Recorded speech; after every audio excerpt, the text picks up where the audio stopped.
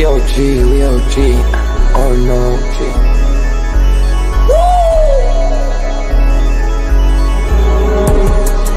You're not bullish enough, yeah. Oh no, you're not bullish enough. You ain't got the oh no. I get stoned by the bolo. Bitcoin set to overload, yeah. Experts on reload, yeah. You're not bullish enough, yeah. Oh no, you're not bullish enough. You ain't got the oh no. I get stoned by the bolo. Bitcoin set to overload. Experts on reload. Mempool getting hot. Everybody wanna rock, ayy. Runes is coming, everybody on a knot, ayy. It's a nuisance, Ordinal Revolution, ayy. Ordinal Revolution. Yo, is my guy for real, bro? Got friends right now. Yo, BRC 420, bro. Yeah. Yo, that shit on fire, bro. Imagine if he in here. Yeah, like it in the seal. Murder. I got balls of steel. Nookies on the field. Yeah, this shit for real. With no calls, I get so far. Got 100 phone calls that I go hard, and they gon' love me. Smoke weed, huddle back. I get shiesty. Where my Bitcoin looking lovely. All this Satoshi's nothing above me.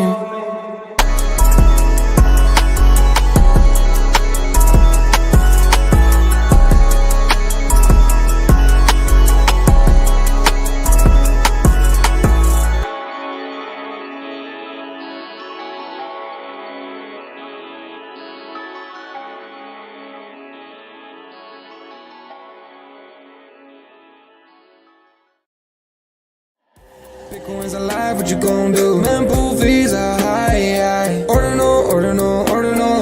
Where does it stop? Nobody knows. It's a revolution, ayy. Bitcoin is the one, no substitution, ayy. With Shizzy and Yagobi, it's Ordinal Revolution.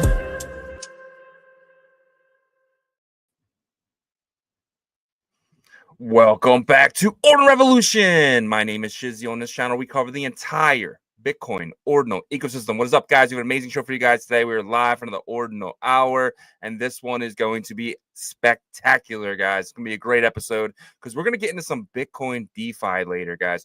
We've been looking on DeFi Llama, and if you don't know what DeFi Llama is, it is the #1 place where people do research, right? When you're looking in TVL, total value locked, to check DeFi Llama for that. So we're going to dig into some really, really amazing Bitcoin layer 2 ecosystems, core. Maybe you'll get into Bob too, but we're probably going to do this like in a couple episodes because there's a lot to take in. There's so many projects that are actually building on these networks. It's pretty awesome, and I'm just kind of messed up because I wasn't really aware of it, right? So when I really started digging in, it was like, dude, we got to stop what we're doing and we got to start digging into Bitcoin DeFi. And that's what we're going to do probably for the next couple of weeks. It's going to be fun. It's going to be exciting.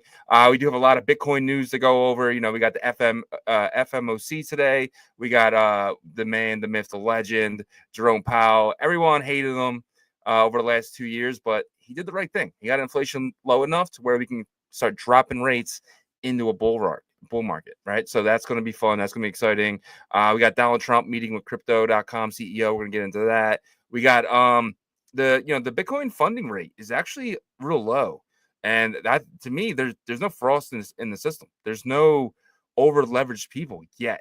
So we're nowhere near the top of this bull run. We're actually in the bottom, guys. I'm really excited for this. So without further ado, let's get the show started. I'm bringing my partner here as always, Mr. Yagobi. What's up, buddy? What's up, man? So yesterday we kind of talked about the interest rate cut that's coming today, and you were kind of saying how you don't think it's truly a big deal because it's kind of already baked in. I don't know, man. I just think it's maybe the opposite. Do you still feel that way? Do you still feel like it's baked in, or do you feel like we can pump after 2 p.m. when Jerome speaks? I think that's why it's kind of down right now, actually, is because there's always going to be some sort of market maker manipulation with these type of meetings, but how impactful it will be after the meeting's done, I think that is what the difference will be here. I think we'll probably suppress price, keep it between like the even 103.5 to 104.5, maybe get back to 105 before the meeting. And then, after the meeting, if it's still, 0.25, then I think that we carry on with our trajectory. upwards. So you think maybe it's just this is causing a delay until the number is actually out? Yeah, But I mean, go go ahead. No, go ahead. I was gonna say, I think it was a pullback that was like natural, right? We got to 108,000, and getting back to like 103 is a $5,000 pullback. It is pretty significant, but I think it's going in part of like what the expectation could be here. But to me, it's status quo. Well, that's status quo, but what he says after that could be a big deal. And I was kind of looking into this, but there's a thing called quantitative easing. That's when the Fed buys up, it basically puts money into the market, right? They buy up the bonds and they put dollars into the ecosystem, which is a big deal, right?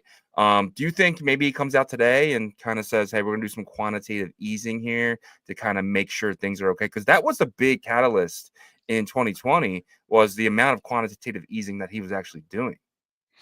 Yeah. So, back in September, whenever the first rate cut happened, I believe it was September, right? Yeah. We were all talking about how this is going to ease the markets and then markets will get bullish again. But a lot of people were saying, well, it's not going to happen right away. It takes a couple of months. And that's kind of where we are now, right? So it makes sense if he does do that, right? Because then that will trigger, a bullish sentiment for the traditional markets, which, I think it will go hand in hand with like Bitcoin and altcoins. Right now, what I'm trying to figure out is, will the alt season start a little bit earlier than it has in the previous cycle, right? Has Bitcoin kind of seen that top area for this time period, right? But I don't think so. I think we kind of stick to how it's normally been. Yeah. I want to show something really quickly that I found really interesting. So this is a Bitcoin chart. We all stare at this 90 times a day. We all know what this is, but this chart right here is the Dow Jones. Nasty, right? That's pretty bad. But you can see, look at how it's just 1, 2, 3, 4, 5, 6, 7, 8, 9 days in a row of down for the Dow Jones. Is that money pouring in to Bitcoin? 1, 2, 3, 4, 5, 6, 7, 8, 9. With that kind of candle. Do you think money is pouring into Bitcoin and coming out of the Dow Jones? You do think that maybe it's just a stock market downward, nothing to do with the Bitcoin price? Yeah, I think some of that is probably going into the ETF, right? I think that's where it's going. By the way, I think it's going into the ETF. Yeah. But looking at the S&P 500, it's been the last month has been a little bit. What is that? The daily chart. So, yeah. I think the S&P looks a lot better than that. The Dow Jones, right? So yeah. I think it's a little bit. S&P is always the strongest chart, right? In TradFi, because it's the top 500, yeah. Right? So I don't think that like TradFi is in a horrible spot, but I think that they're probably waiting for the Santa rally themselves, and I don't know how much longer that's going to take. Maybe it will take some of information coming out of today's meeting.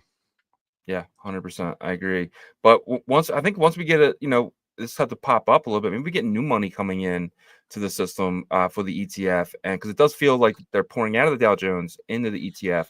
But what if new money comes into both of them here? That's what I'm kind of thinking. Because if he comes out and says quantitative easing, you're going to see a lot of investors that has been sitting on the sideline saying, "Okay, I can't sit on the sideline no more. I remember what happened in 2020. I remember what happened in 2021. I need to get in." And you got to remember too, the Dow Jones just added MicroStrategy a couple of days ago for a reason, right? I think because people want exposure to the Bitcoin, you can't get it in Dow Jones until MicroStrategy was added. So I'm thinking, and that was right around here, right? So the Dow Jones was like, all right, we need to add some Bitcoin exposure into here, and that's kind of what they did.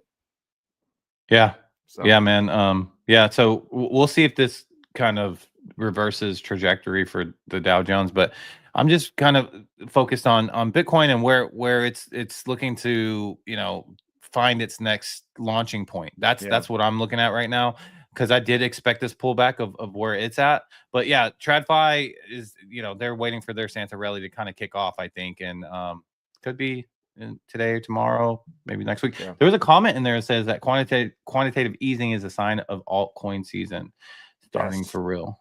So 100%. So, and what that's going to do, that's going to cause money to come into Bitcoin, because the TradFi thinks Bitcoin's a risky asset. That's risk on for them. Quantitative easing is a sign of risk on. So when they pour into Bitcoin, a lot of Bitcoiners are going to feel richer, and that money kind of will go into Ethereum, large caps, small caps, and so on and so on. And that might actually start our actual cycle. maybe this isn't. Maybe it's just an ETF cycle right now, and the Bitcoin cycle really hasn't started yet for on-chain economy. Yeah.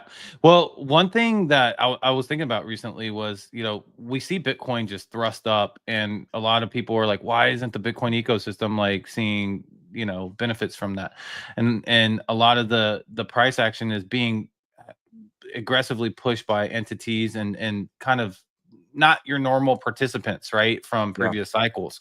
And so that's not going to like trickle right away into like these type of ecosystems. But I think just like with any kind of group of people that are into markets, that you have your degenerate side, and I think TradFi has that as well, right? Whether that's innovative new tech stocks, those are the people that I think are going to like really say, hey, look, I'm going to make a ton off of altcoins, right? I don't know what percentage of that is, of TradFi is. Maybe it's 5%, but 5% of TradFi is a lot of money. You know what I mean? Maybe it's a smaller percentage, but regardless, I think that we're going to have a fun time playing on the altcoin and alt season Bitcoin ecosystem as well, playground starting in January. I agree. Let's get into the next thing here. The Bitcoin funding rate signals no signs of late cycle overheating. So let me show this real quick. It's really hard to see. I try to get it bigger, it just won't let me, but let me just explain what's going on. As up here, was risk on. This was basically 2021. This was the insane time, but it's just kind of been down only right now. And when I'm saying down only, I just mean the leverage in the system. We were kind of pretty low here, and we just started to get back up again. So we kind of broke that downtrend of like high leverage, and we kind of got it here, but then we're kind of sucking it back out again.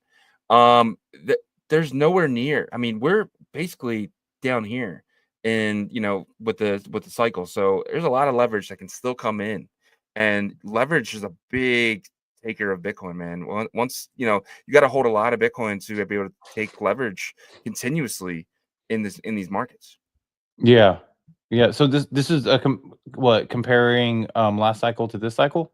Yeah. So this is basically it's the funding rate. So the funding rate last cycle was like up here, and then we got all the way down here. There was no real leverage in the system, but now we're starting to come back up. Yeah. That it honestly, I feel like we're in a kind of a healthy spot with that. But whenever that goes back up there, that's you just pay attention to that. That's what I'll say. The higher that goes, the more fear I have.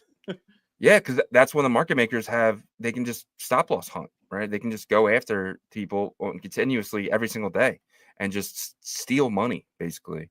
But let's move along here. Donald Trump met with Crypto.com CEO Chris Marcelek. They reportedly discussed the National Bitcoin Reserve proposal and potential crypto-related administration roles. So I never really thought that Chris from Crypto.com was, a big a big face, but apparently he wants to come into the administration and at least be an advisor. And I love this because I always was thinking, Brian Armstrong, who is the CEO of Coinbase, but I never really thought about Crypto.com. Crypto.com has an arena, right, in Los Angeles, of all places. So it's like they're kind of a big deal. And I don't know. I love that Donald Trump met with him. Yeah, so I was actually I used to use Crypto.com's platform all the time to onboard and offboard, and I was heavily into like the Kronos blockchain and projects on there. And so I was familiar with Chris and stuff, but one thing that they've been doing since I've, gotten into that ecosystem in 2022 was he's been preparing like for like regulation, regulatory just getting the website, the platform, and the business like in the right place for regulatory I guess review in the US. He's been doing that for a while. So I think because of that and his involvement already with like entities over here, because they reach out to like SEC and stuff like that, like these entities that want to get ahead of the curve, even if they don't get anywhere, they're still gonna, because they can track that and be like, look, we tried to reach out. And I think because of that, like he already has like some communication channels in the US government. And because of that, I think that's why he's doing this. So this is a smart move for him because United States is still the biggest financial market, and being a big presence here is going to bode very well for the next 4, 5, 10 years. Yeah, 100%. And I would love for Chris to take crypto.com public, because that'll be the first public company that actually has a coin with the Crow coin, right? So because there's a Crow blockchain, and obviously, you know, Coinbase has a blockchain base chain, but there's no coin. They use Ethereum as gas. Is Crow the gas token for It crypto.com? is. Mm-hmm. Okay, so that actually gives it utility. Do you think potentially crypto.com could go public here? They could. I think they're pretty well bootstrapped in terms of like liquidity and setting up like, you know, capital and stuff like that. You know, the main DEX on Kronos is kind of backed by crypto.com and VVS, right? So they have their setup. Now, obviously, I don't look into their books. I don't look and see, you know, I'm sure every company has some weakness and stuff like that. But to go public, would it be the first public company with a coin? Yeah, there's no other traded company with a coin. Yeah, there's none. Yeah, so that's obviously like a milestone, or you know, which is also a hurdle until there's clear regulatory guidelines and stuff. But maybe that starts to happen, and if that happens, that's going to be very interesting, because how are people going to, you know, perceive the stock versus the coin, and you know, how are those going to intertwine together and stuff like that? So yeah, well, if the, you know, the token is your kind of your gas coin, I guess the token would, they can argue and say, no, that's the chain. That's, you know, that we know we use that chain, but like that's not, you know, it's what's one of the good parts about our company is that chain. We can do on-chain transactions, stuff like that. So we can send, you know, money like XRP. We can have a stable coin, our own stable coin that's going to run on the Crow chain. There's definitely some things with a good administration and good SEC and, you know, everything else that could really kind of put everything together here where this is acceptable. Yeah. Exciting times ahead. Yep. Bitcoin whales are buying a lot of Bitcoin right now, dude. So let me show you this chart. As you can see, they've always bought, and this is when I say whales, it's people that buy 100 to 100 to 1,000 BTC in one transaction. So every single one of these transactions are 100 to 1,000 Bitcoin in one transaction. As you can see, you know, they started buying rapidly in 2014. They didn't really take their foot off the gas until about 2018, and then they kind of declined a little bit, but there's still a lot of buys happening. And then you could see last cycle, you've seen this upward momentum here, right as things got crazy. This is right at the peak, and then sideways since then. And then we kind of went down a little bit here, and then kind of we're finally on that upper momentum. But this is the first time since back here in 2021 where have you seen these whales really buying a lot. And this is on-chain activity. So this isn't just like, this isn't ETFs. This is on-chain. This is buying rapidly from exchanges. Yeah, and you see that dip right there too. In 2024, it's like they timed it right before the ETF, right? Yep. Smart whales. Yeah. Yep. And then now it's been kind of up only. So yeah, pretty cool to see this data, right? You see what the smart money is doing in Bitcoin, because that's the smart money in Bitcoin are the Bitcoin whales, right? So yeah, pretty cool. Yeah, I think that they continue to buy here. Do you think that or do you think they maybe slow down here at 100K?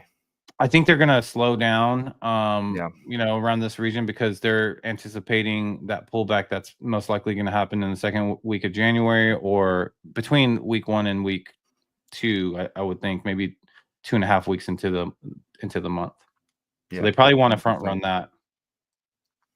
Yep. $5 billion Bitwise CIO says U.S. strategic reserve could push Bitcoin to 500K. So again, this is more people coming out and pushing these limits. Like, you heard nobody say 400K, 500K like a couple months ago. Like, that wasn't, no one really seemed to have that on the table. And now I feel like every day I'm finding at least one person saying 500K, 600K, 700K. Yeah, definitely. I agree with you on that. We weren't hearing those type of predictions. And now it's starting to happen. So this is the first wave of kind of higher predictions, right? Then there's going to be a second wave, and then a third wave that's going to be ridiculous, I think, where people are just like, oh man, come on, 2 million or whatever, right? Those type of projections. But that's good. It kind of gives you kind of where we are in the cycle, though, right? Yeah. It's like trying to get people interested, excited. So 400, 500,000, we've seen 700, 800,000 100,000, but we haven't seen those crazy predictions yet. That probably happens in like spring when things are like taking off and stuff. Yeah, I guarantee you in March and April, you're definitely 100% going to hear people say 1 million. Maybe I'm not bullish enough. Maybe 2 million. And I'm going to be sitting there saying, guys, it was 700K. It's 700K, right? I'm going to look like the bearish one when everyone else is head over heels for 1 million. So we'll see. Yep. Bitcoin Magazine says Hong Kong SFC approves and lists 4 new Bitcoin and crypto trading platforms. Bitcoin Magazine says China is getting prepared.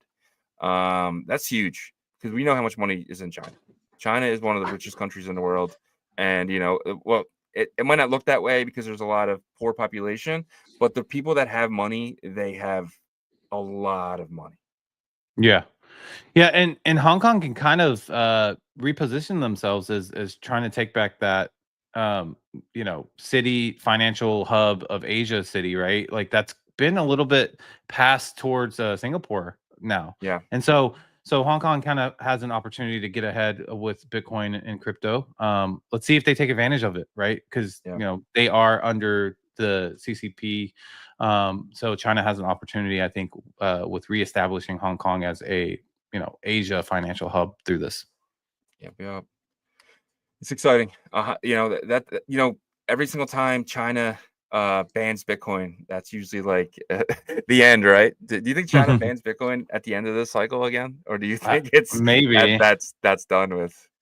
I don't know. I think that there's a lot of manipulation with all that stuff, right? Like Russia says this, China says this, and they're just trying to push the price down and get it cheap. They're just budding it. But like there was, I'm sure, concerns, right, about their currencies and stuff like that as well. So that's probably why they kind of went that route. But I think most of that stuff is just, people are not going to pay attention to it anymore. I agree. Ohio Representative Derek Murrin has introduced a bill seeking to authorize the state treasury to invest public funds into Bitcoin. So we had Pennsylvania, we had Texas, and now it's looking like we're going to have Ohio. Pretty huge. It keeps happening. Happening.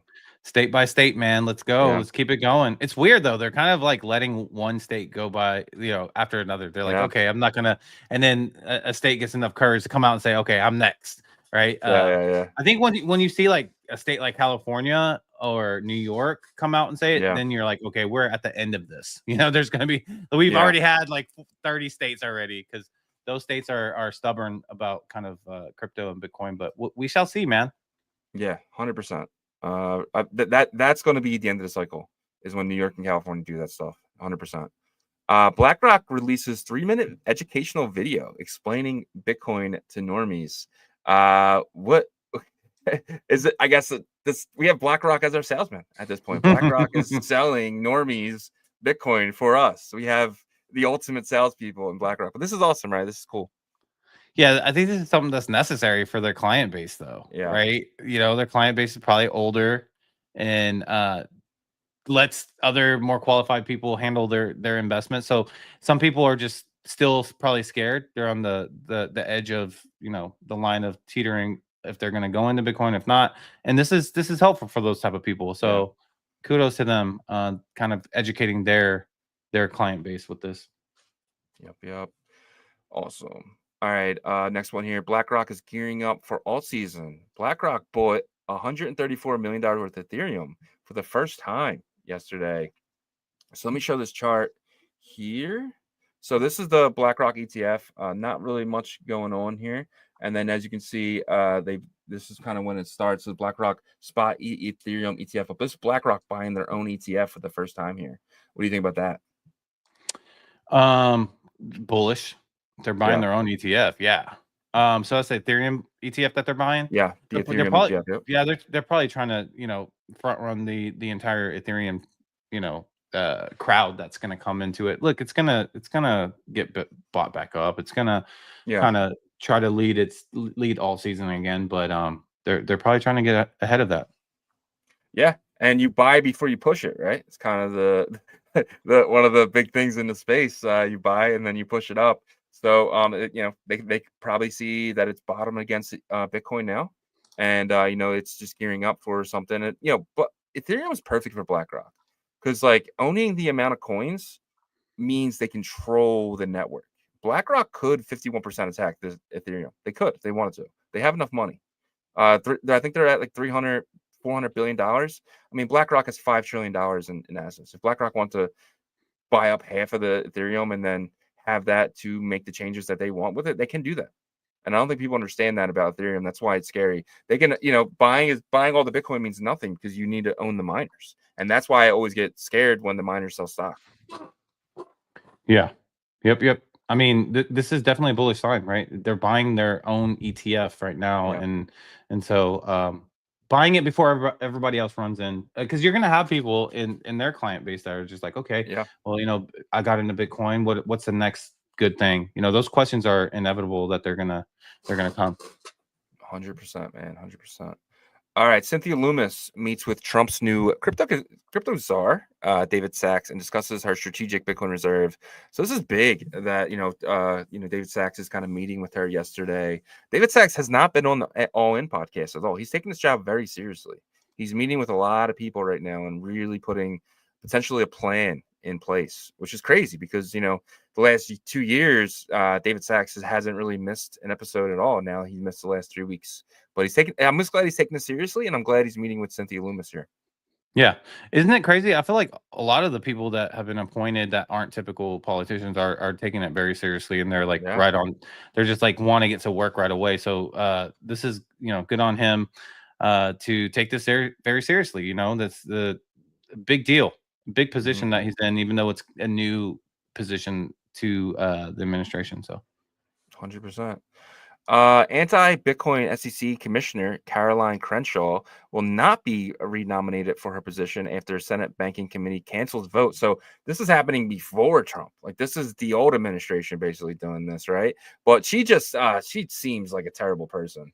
Like her and Gary apparently were in cahoots this entire time and stuff like that. But I had her picture up, but now I can't find it. But she's just not. I don't know. I'm happy about this. It's kind of like if you're anti-Bitcoin, you no longer have a job.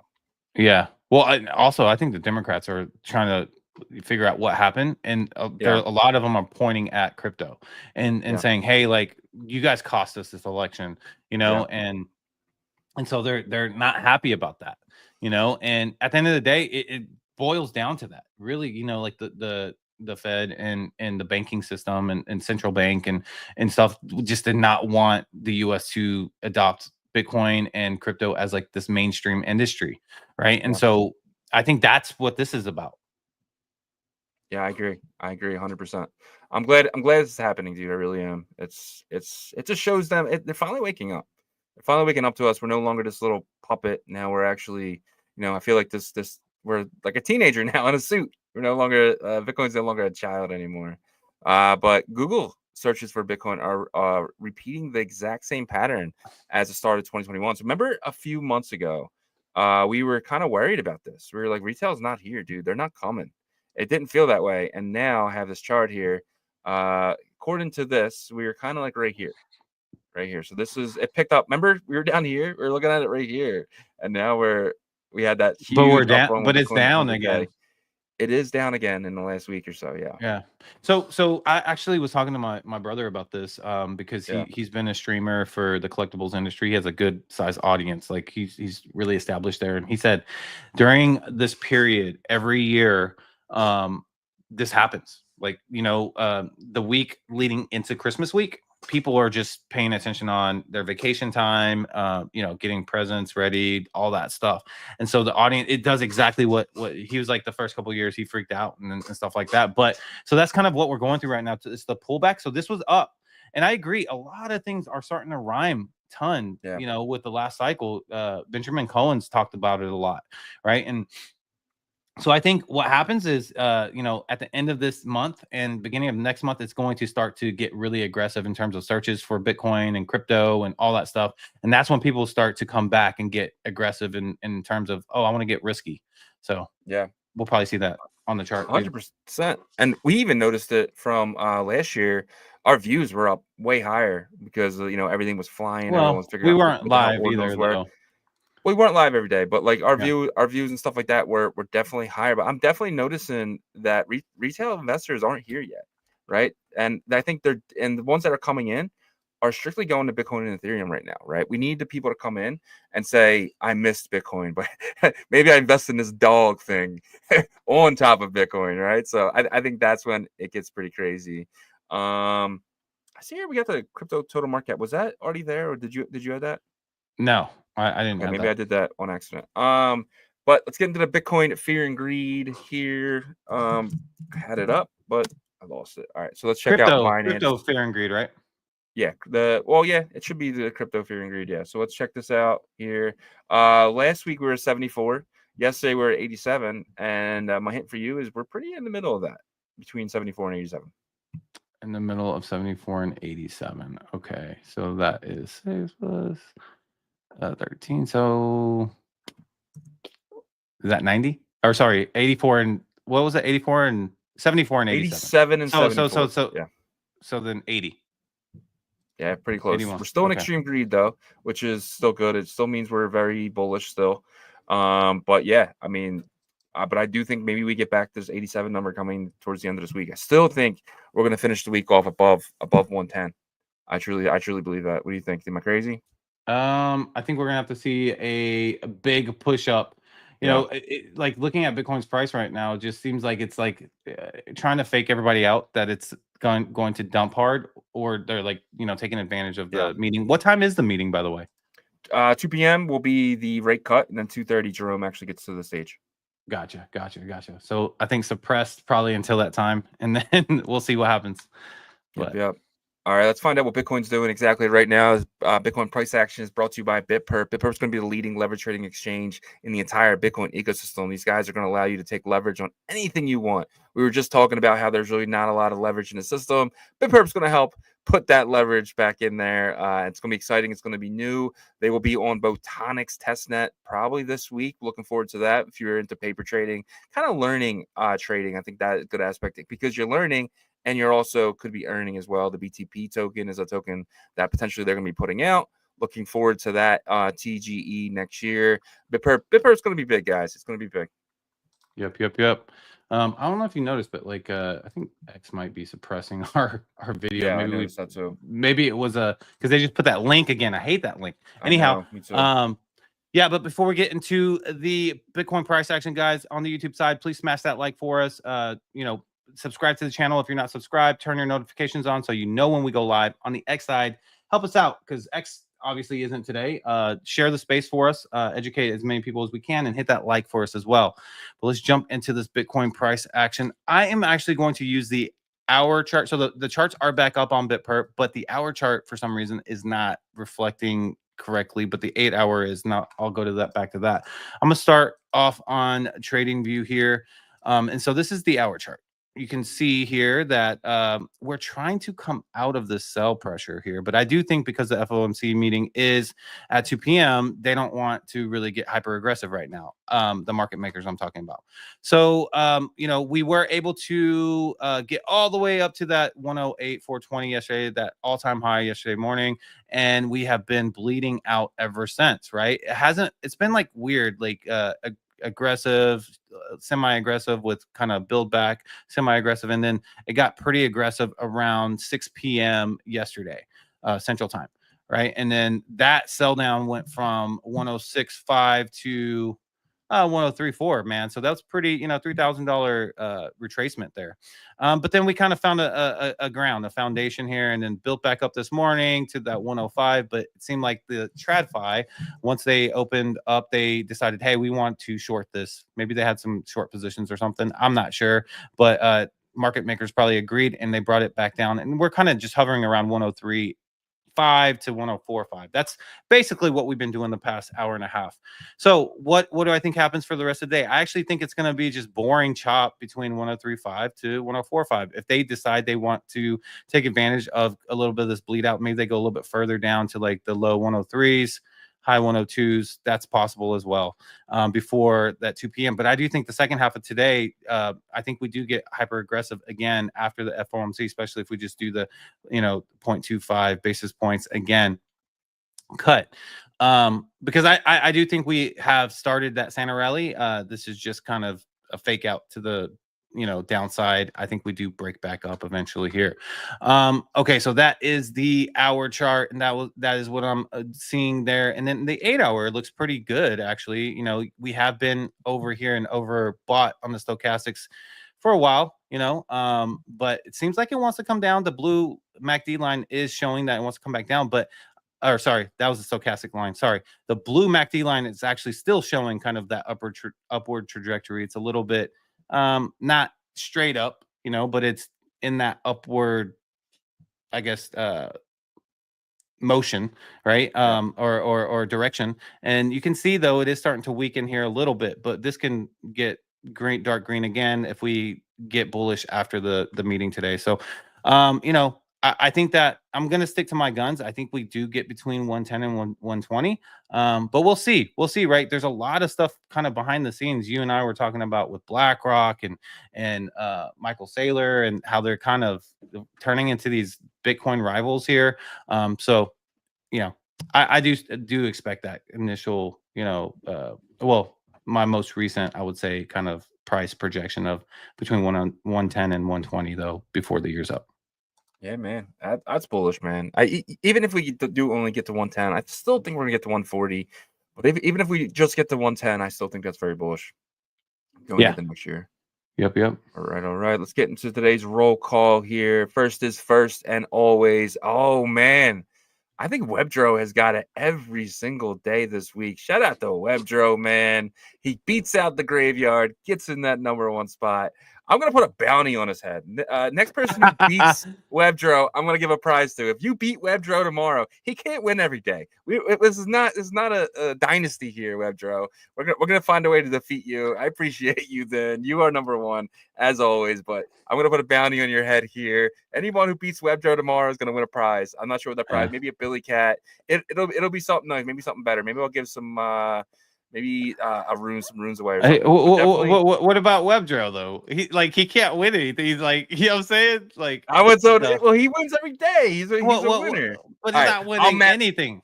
I'll match it. If somebody beats Webdro tomorrow, I'll match the prize with that. Or you could do something like if Webdro wins like the next 3 days. If Webdro wins tomorrow. If we win, whoever wins tomorrow. Whoever wins tomorrow is going to win a prize. If Webdro can get it again, it'll be his 4th day in a row. If he can get it again, he'll win. But if somebody beats him, if Gary D gets in there and beats him, or anybody really, because Gary was not far behind him. But shout out to Webdro, man. Yeah, so if you win again tomorrow, Webdro, you get a prize. And if Gary D, we should do something where if you win 5 days in a row, you get something. That'd be pretty cool. So we're going to talk about that. But tomorrow is a competition. Gary D is in the house. Gary D says second GM Ordinal Revo, less than 2 weeks until 2025. Time to really lock in. Dude, that's crazy. Man, wait for just talking about it. We're like 5 days away from like my birthday, and then 7 days away from actually Christmas. It's pretty nuts, dude. Pretty nuts. Yep. PJNZ is in the building. Peanut butter jelly time. He says, roll call. I am here. Lackey Lukey with his Billy Cat. Shout out to Lackey. Power is here. I think it's your first time making roll call. Shout out to you, my friend. You're probably someone who just listens, and we really appreciate you just chiming in this morning and getting in the roll call. Ordinals Tweets is here, followed by his brother Ordinals Chips. He says, Bitcoin DeFi inside my body. That's weird.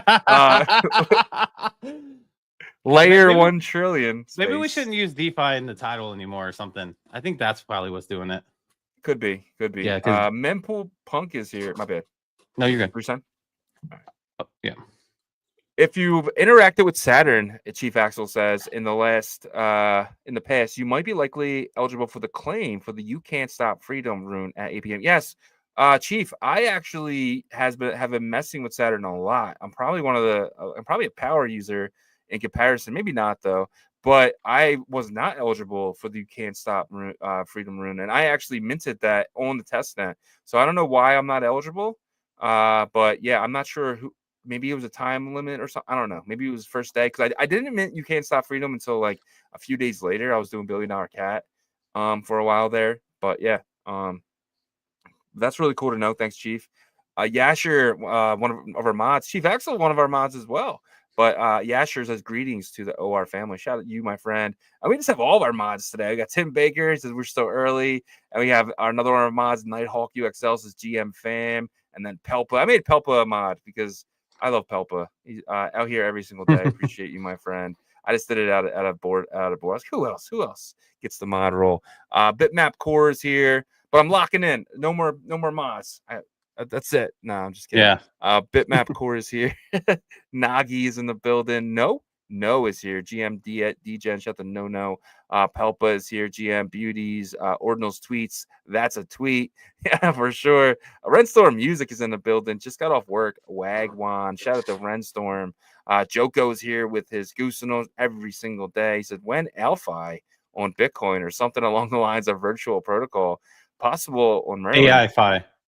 AI-fi. Gotcha. I don't know too much about virtual protocol. Do you know much about it? But that would be pretty cool if somebody does fork it for Merlin.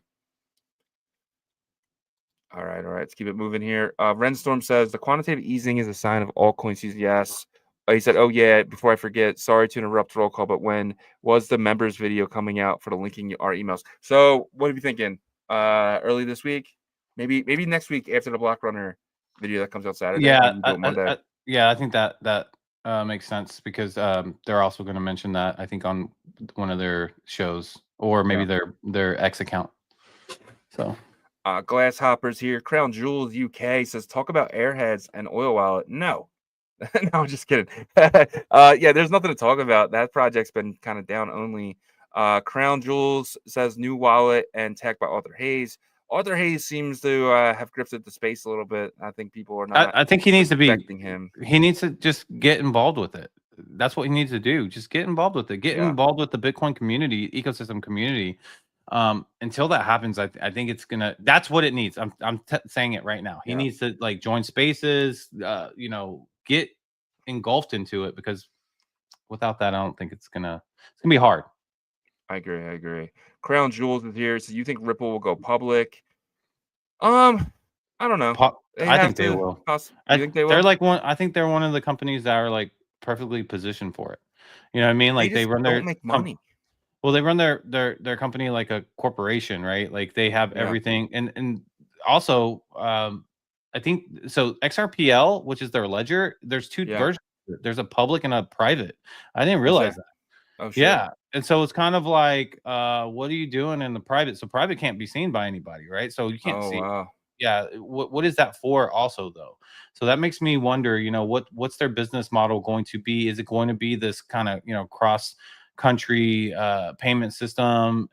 It makes sense if they're going to have a private one, but also like I don't know if I feel comfortable like with like a private blockchain utilizing XRP as well, and how much is being sold down by what and all that stuff. So I don't know. I need to dig deeper. I'm curious if they're using like technology from like Monero and stuff potentially. Maybe, I don't know. Their chain is very different though. Gotcha. Darwin Vargas said Bitcoin hit 100K on Crow while it was 96K on other markets. There should have been at least 2K difference. Yeah, I'm not sure. Chain Watchers here. My man Big Rod sends his greetings. You have any thoughts on Sleepyheads? I'm guessing that's a new Ordinals project, right? Did you look into that at all? No. I wonder if that's related to the Airheads though.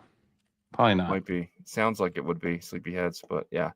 Steamy J is here. I Walk Alone is here. He says present. Six is in the building. Crypto Blitzo is here. Mr. Sheedy, he said, what's up, guys? Have an awesome day and smash that like button. Shout out to Mr. Sheedy. Michael Bennett is here. Ant-Man is here. And then we got my man Mats is in the building. Shout out to every single one of you guys who makes roll call each and every day. And again, putting a bounty on WebDraw. Whoever wins tomorrow is going to win a prize. Shout out to you guys, man. And that is your roll call for today. Yeah, and I want to bring this up. So Sleepyheads is actually looks kind of like maybe a Milady's or what's the one over here? That's I know what you're talking about. It's Surge's project, basically, but yeah. So it looks like a derivative of those type of collections. It's number one though right now in terms of volume. Yeah, so it reminds me of Milady's, and then where is the one I'm thinking of? Anyways, you know which one I'm talking about. I can't believe it. Sure. It sucks that like both of our minds are like blank right now Well, about it. Base Angels. Oh, there you go. There you go. That's what Base it seems like Angels. it's related to. So, Yep. All right. Let's get into the DeFi portion of our show here. Bitcoin DeFi is going to be absolutely huge, guys, and we need to start looking into other layer twos. We dig into Merlin a lot. We dig into Fractal a lot. Just a little bit of stacks here and there, but I think it's time for us to really start digging in and whose TVL is the highest and what protocols is taking in a lot of that TVL. yeah, so I'm going to share my screen here, and just for the audience that's listening in, for you guys to learn how to get to the Bitcoin layer twos, they're listed as side chains here. So you go to DeFi Llama, then you click on chains here in the left-handed side, left-hand menu. Let me zoom in a little bit. Okay, and so you'll click chains here if it lets me.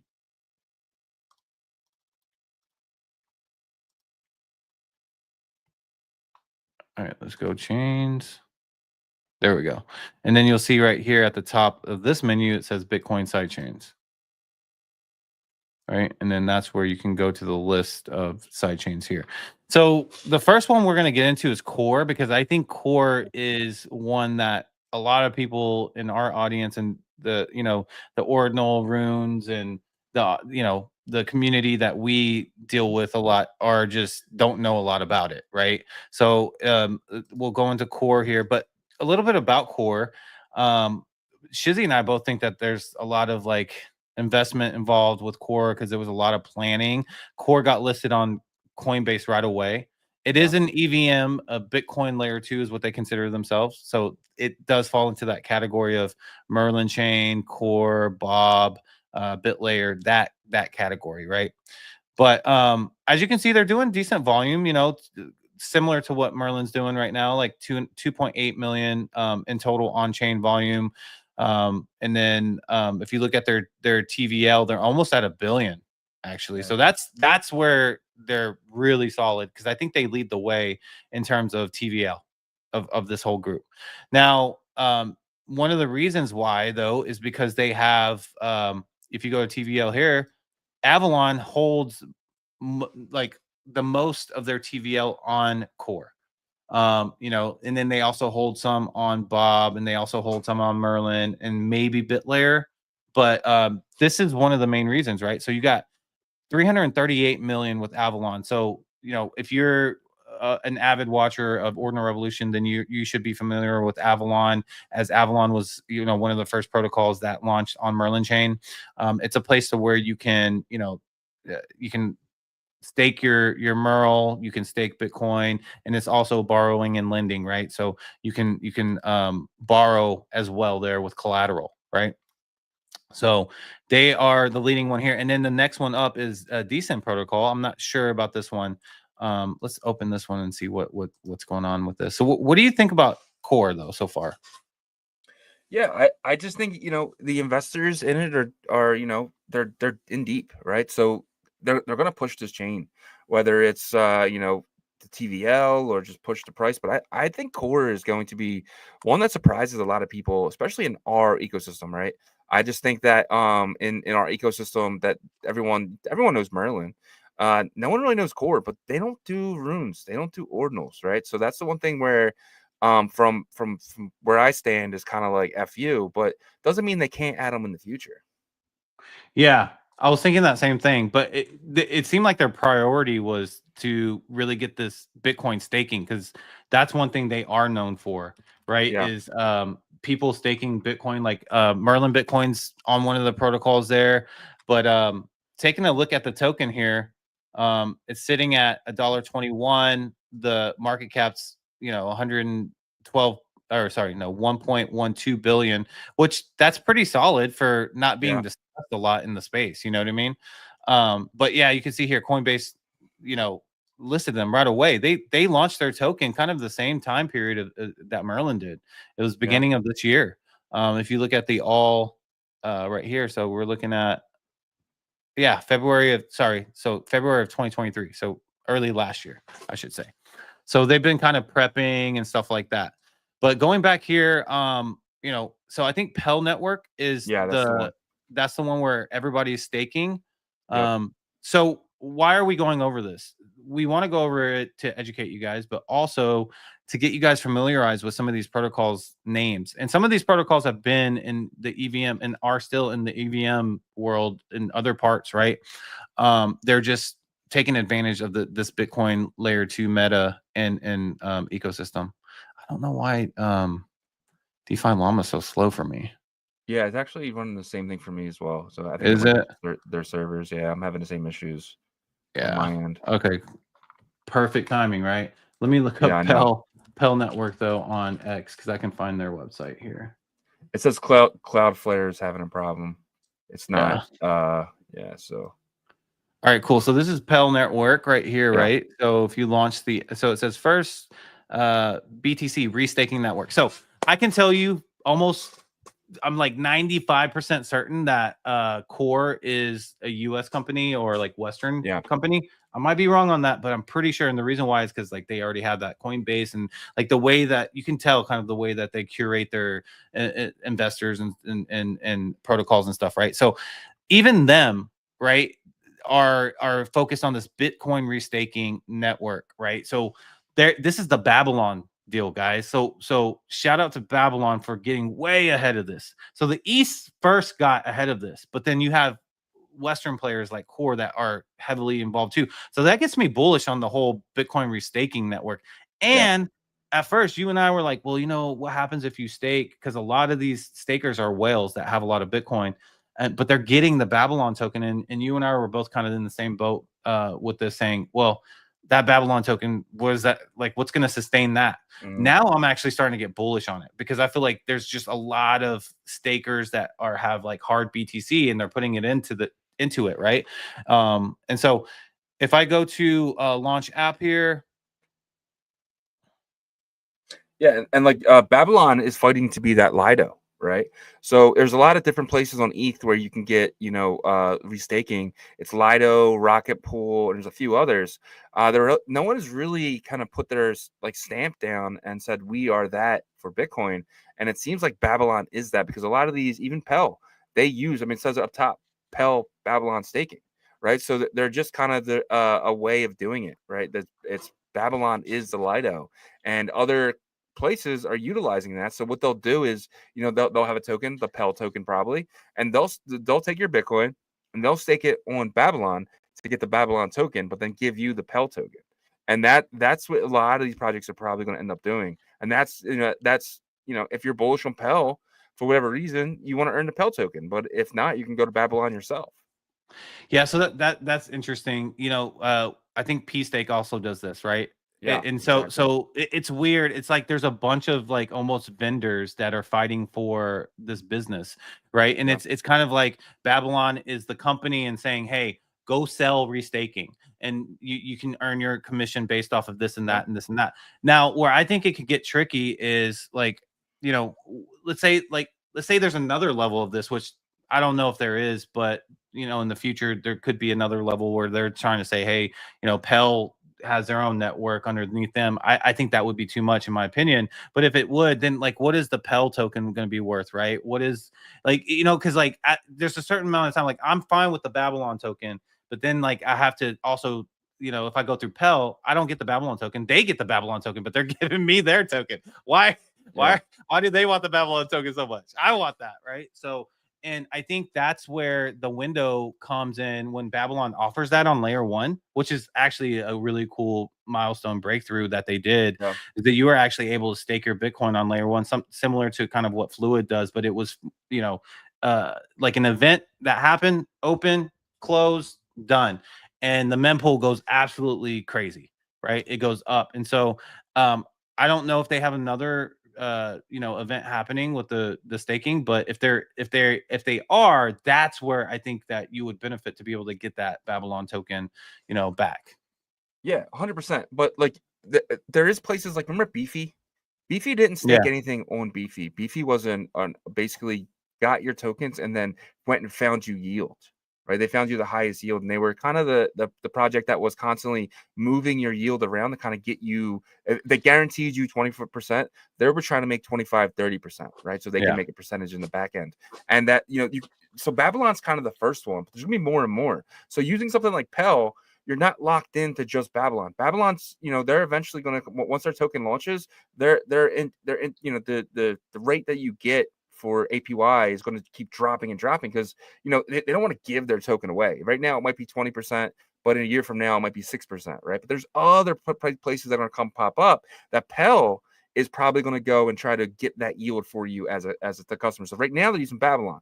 But in the future, they might be using other places too. Maybe MBTC. Maybe they'll take your BTC, put it in MBTC, and earn over there. And because as long as they can get more yield than they're giving you, and you're not doing anything, right? They're already doing MBTC. So I mean, they're going these places and they're taking that yield. So it's kind of a one-stop shop for you. You don't have to go to website to website, connect your wallet. You just come to Pell and you just connect your wallet. This is pretty big. I love it. So they have the Merlin BTC. They have the I think this is Binance BTC, right? BBTC. Binance BTC, BTC Bounce Bit. It says Bounce Bit. Yeah. And then you have the BitLayer, which is the staked BTC. So BitLayer is doing their own kind of, thing here. But yeah, and then you have Solve BTC from Merlin. So you can see what chain that they're doing it with. Yep. But yeah, they have UBTC with B squared. Yeah. That's a lot of BTC. Or okay, so 8 million. Yeah, I'm not seeing core on here, which is interesting. So right there, core BTC up, right in the middle. Oh, right here. So, okay, so Solve. No. Up one, right there. Okay, so they have their own BTC as well. Yeah. Wow. Interesting. Yeah. So core, and then this is also they have Solve BTC on there as well. But we kind of learned a bit about like how these chains work right now. Yeah. And they like kind of put their native BTC on other chains, or you know what I mean, or so the other chains can kind of have TVL. So it's interesting how this all works. They kind of they work together, but they're also earning, right? They're earning interest. Exactly. Well. So that's the thing too. Is like they say like we're helping this other chain, but at the same time you're taking from that chain because you are earning. It's not for free, right? When these other places take their like if Jeff wanted to take MBTC and put it on core, he's earning the Pell token, right? At the end of the day, or he's earning the Babylon token, depending on what he wants to do here. And you might see more and more of that, right? You might see, oh wow, I'm getting 6% yield for Merlin, and then you could probably come here, and I'm pretty sure if you could just stake anything and it'll do it for you, right? Yeah. So you don't need to go and make sure you have MBTC or make sure you have this and that. I'm pretty sure it will just do it for you automatically. Yeah. So they have the stake, and this is the restaking here.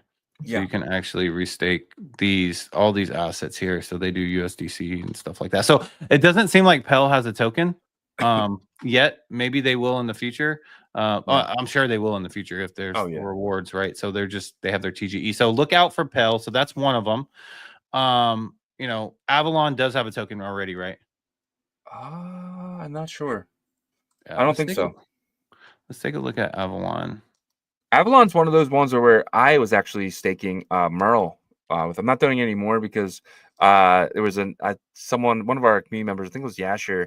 He had something happened over there and he wasn't sure it was Avalon. I don't think it was Avalon. I think we looked into that for him and I think it was somehow compromised. No, I'm not sure. I think it wasn't Avalon. It was the what's the other one? The one that says M. I gotcha. Yeah. Anyways. Yeah, so this they rebranded to Avalon Labs, by the way. So this is their website here. So they have the USDA, USDA Lend, CDeFi, and then DeFi. So if we go to DeFi here, so this they're getting big. Like so they're definitely servicing like a lot of chains. You can see BNB, BitLayer, Merlin, Core, Corn, which by the way is another Bitcoin layer too. Oh yeah, I forgot about that. Corn. I mean, goodness, guys. Bitcoin. Yeah. Okay. Bob, B squared. I don't know. Kaya. And then all these other ones, Base, Arbitrum, and stuff like that. So they have their EVM side. And then this is like all their Bitcoin stuff here. But you can see, what they have here. Total supplied, Solve. Solve is a big protocol in the Bitcoin layer 2 space too. So remember these names like Pel, Yeah. Solve is on every Bitcoin layer 2.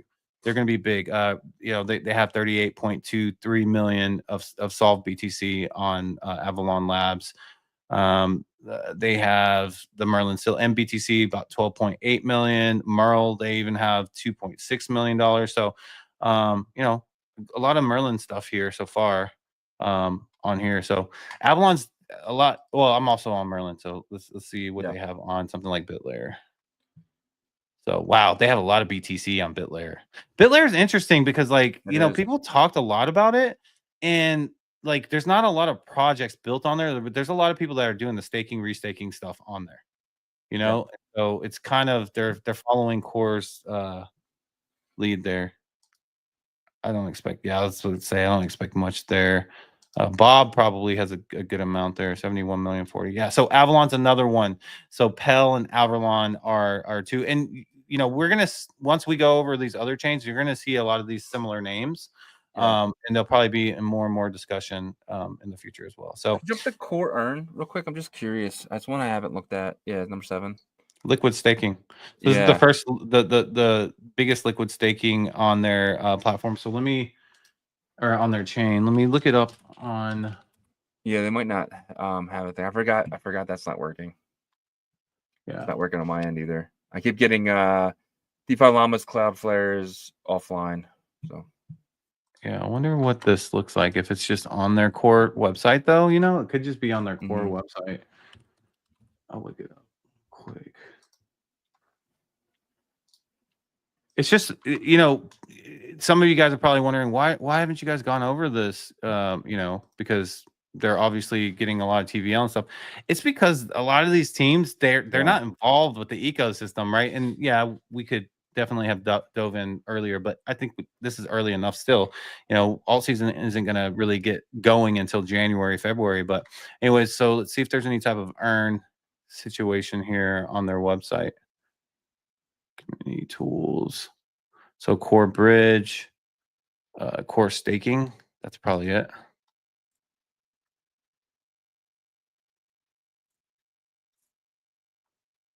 I mean, it's all about staking, restaking, dude. This is so crazy.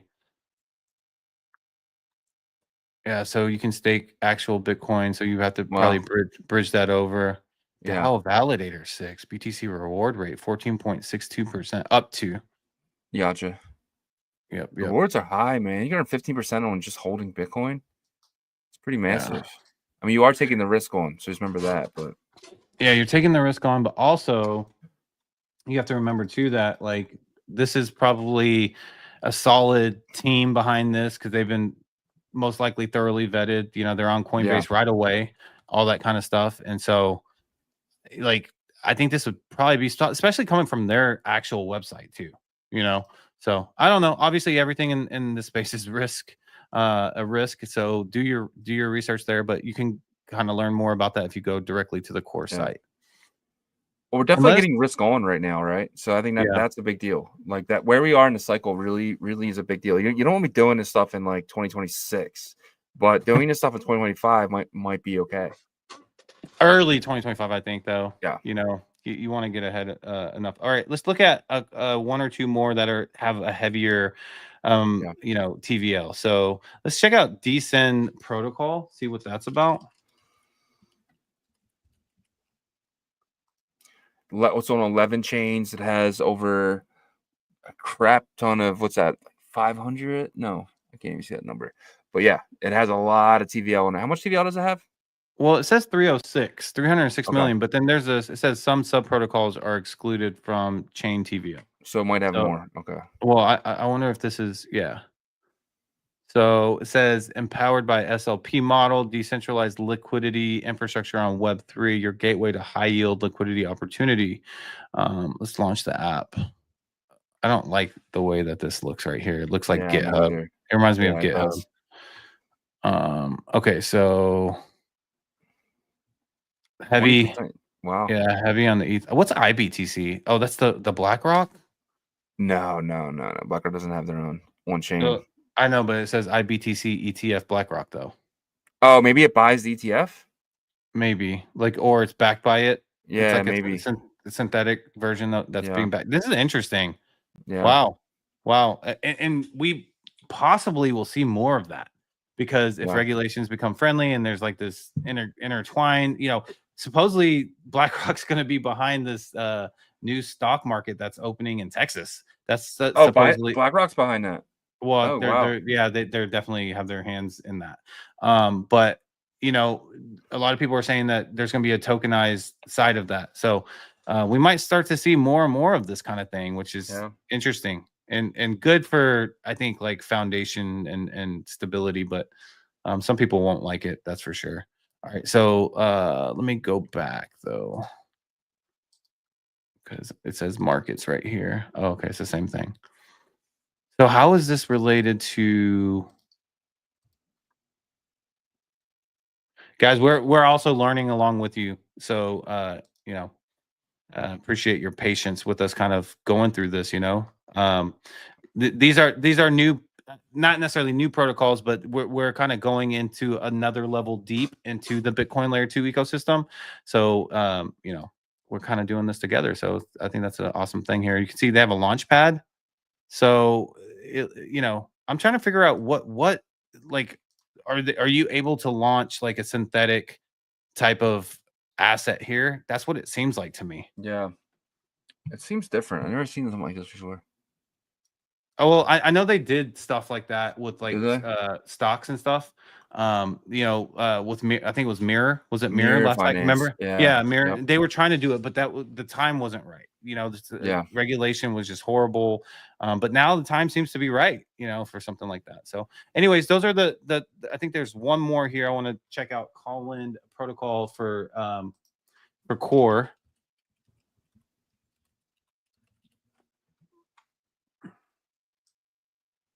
Colin protocol. Let me see.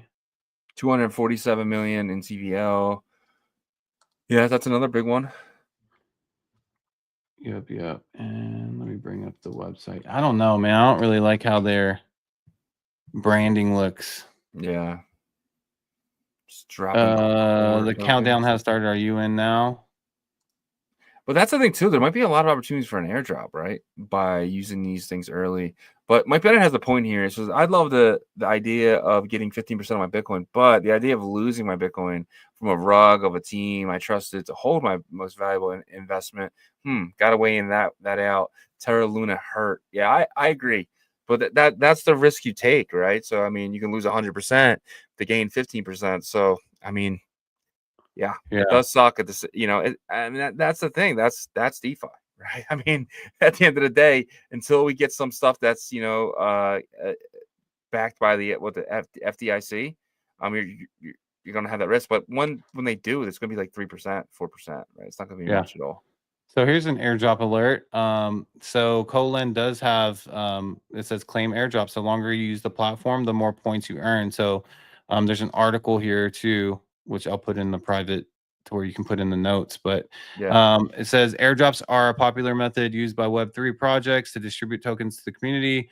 These tokens can be distributed based on various criteria, such as holding specific assets, participating in certain activities, or simply being a loyal user of the platform. Airdrops are a way to incentivize user engagement and reward early adopters who will promote the protocol.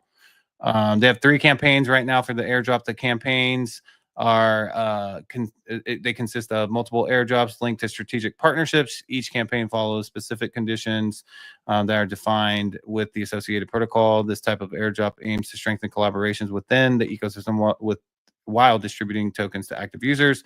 Colin points, which we just talked about, just utilize the protocol. It says you can earn rewards and accumulate additional tokens.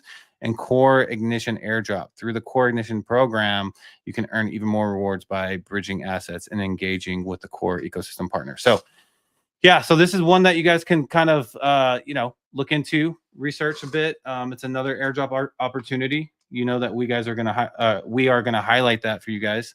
But yeah, it seems like this is another borrowing and lending and staking type of situation. That seems to be the main theme here, right? It's like and we're gonna see that the only, in my opinion, the only layer 2 that isn't only focused on that right now is Merlin.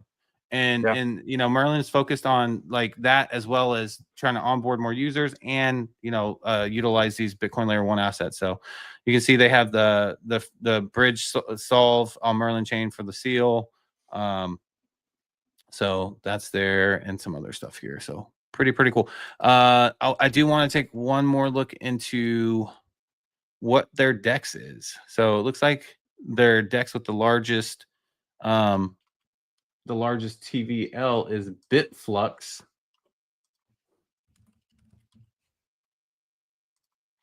I'll pull that up.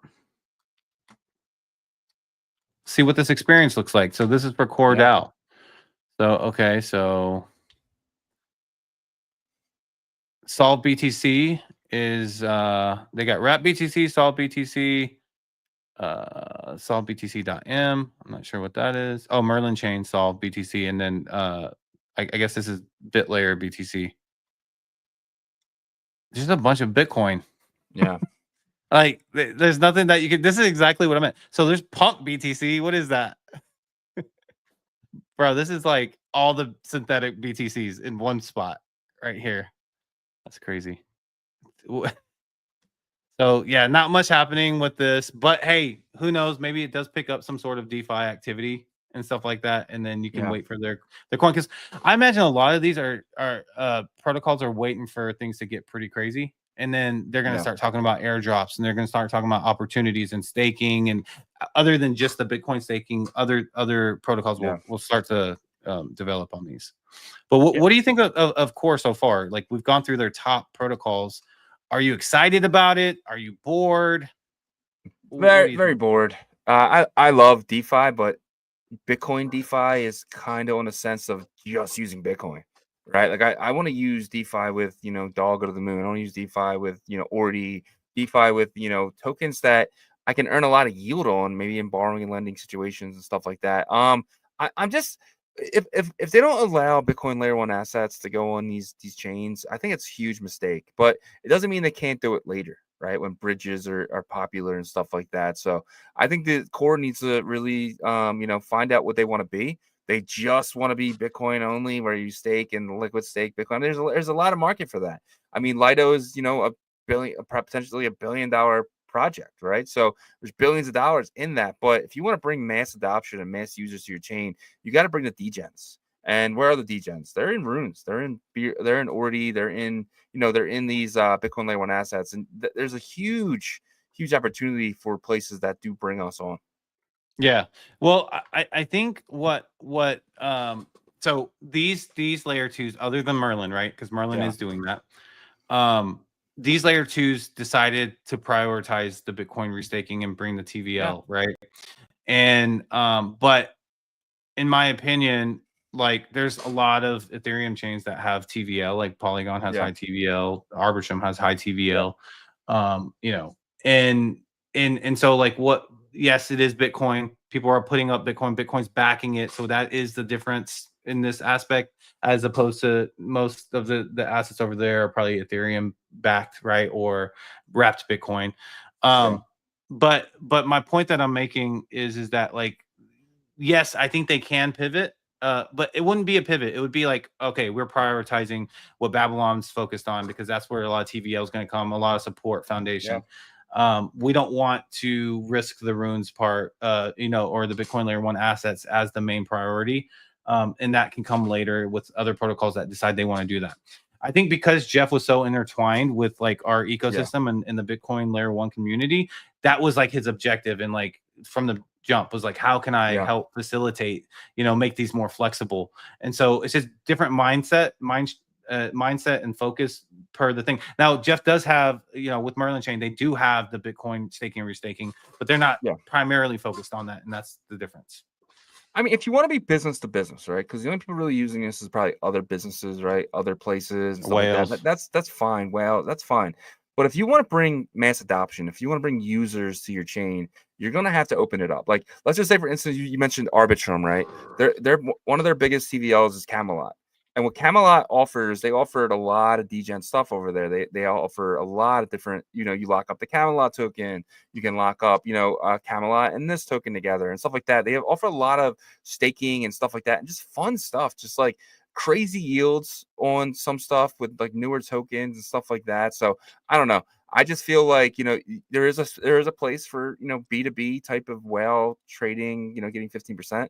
But if you want to do mass adoption, you want to do onboarding, you got to bring in the layer 1 assets. So I think that was their thought process, though. If you think about it and you see how these other layer 2s outside of Merlin have kind of acted in which direction they've gone, I think they're like, okay, what do like Bitcoin maxis think like? You know what I mean? They're like, okay, they just maybe want to make their Bitcoin earn for them, and that's it. So, but the Merlin side, that's actually good for Merlin, in my opinion, because there's no competition in terms of the layer 1 asset world, right? So even though they didn't go as hard into the TVL, the Bitcoin restaking and stuff, they did go a little bit harder on the layer 1 assets, and because of that, like no one else wants to mess with that, and so they kind of own that within this ecosystem, right? So if they can get more users, Merlin will be that degen chain. It kind of already is compared to all these, right? Yeah, the degen 100%. stuff happens over there. BTC.fund's about to launch to the public and all that stuff. So I think they're in a good spot with that. But these other people are in a good spot too, because that is their business focus in terms of like their roadmap. Do they get more degen? We'll see. I don't know if something like Core does. I feel like Core kind of has that, like, okay, we want to approach like the Bitcoin maxis and try to, I think that's a hard objective already, but try to get some people that might be open-minded to stake their Bitcoin and make it work for them. Yeah, 100%. And it's about the projects that are building there too. Like, but I just don't understand like why you would focus building on Core when there's not the users are not high, right? So, and they're gonna have to focus on onboarding and getting volume on chain and stuff like that. We'll see. But I keep going back and forth with that, because there is such a Ethereum is kind of they're kind of boring right now, right? There's nothing going on. Solana is the new fun chain where there's all that craziness and DeFi and going on and stuff with the meme coins. But like Ethereum doesn't have that, but Ethereum is the leading chain for a reason. So maybe they want to be the Ethereum of Bitcoin. Who knows? Yeah, maybe. Why is that looking like that? Let me refresh this. Hopefully I can refresh this. Okay, cool. So 24-hour volume. So yeah, you just talked about volume, right? And if you look here, the 24-hour volume, let me get out. There we go. There we go. 24-hour volume right here. Bob is in first place. So we're gonna go over Bob tomorrow. But Core's in that second spot with 2.8 million, and then Merlin's at 2.35. So you're right. Like there's not a ton of volume in general in this ecosystem, but with the other ones, like with Core and even Bob probably, which we'll dive into tomorrow, the volume from Core is going to be from like people that are going in and staking or doing stuff like that. There's not a lot of trading happening. The volume from Merlin's happening with a lot of it's happening trades. Well, it's Merlin Swap and Surf. Right. So those are two protocols. So that's definitely more already have that degen feel, right? So I think that's the difference between them. And then also Merlin's kind of at that stage to where they're focused on onboarding more users, which I think Core and Bob are just trying to add more TVL. And they feel like other protocols can build on theirs, decentralized or whatever, and they can try to bring degen users later. Love it. Yep. Do you want to jump in any of these other ones? Because I don't want to get into Bob today because there's a lot to get into with that. Do you want to like take a look at maybe stacks or something? I have some other stuff I want to jump into. Okay, the expert stuff like that. Maybe we'll save that stuff for tomorrow. But I definitely want to get into this next thing here. You're not bullish enough on Dog. So I was taking a look at this morning. And as you can see, you have Doge, right? $15 billion. You have Sheeb, I'm sorry, $57 billion. You have Sheeb at $15 billion.